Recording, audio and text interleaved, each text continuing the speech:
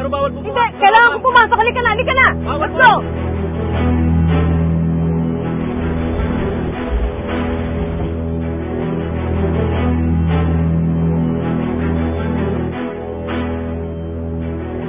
Sino mo nalagot sa kaguluhan ito, ha? Ha? Kilala niyo ba kung sino may-ari ng ospital na ito? Kilala niyo ba? Ma'am, wala ho kaming pakialam kung sino may-ari ng ospital na to. Ginagawa lang ho namin ang aming trabaho dahil merong hostage taking sa ospital mo. Hostage taking? Ha? Oo!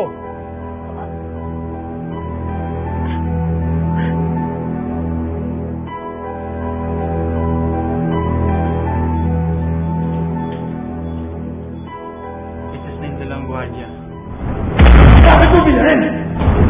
Doktor, wala kami mangyari masama sa kanila.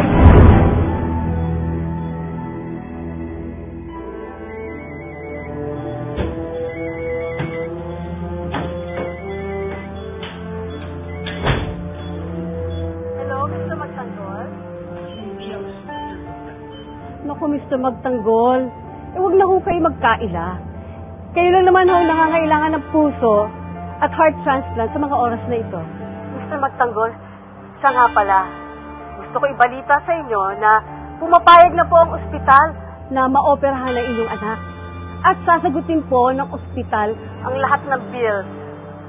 Kasama na po dito ang bills bago pa man lang maoperahan siya at pati na rin ang gastos pagkatapos ng opera.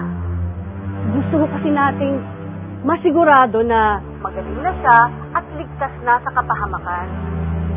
Pasensya na kayo, Mr. Magtanggol.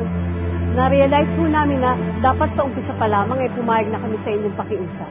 Alam nyo, kahanga-hanga ang pinamamalas ng inyong pagmamahal at pakikipaglaban para sa inyong anak. Ngayon po ay kaisa niyo po kami.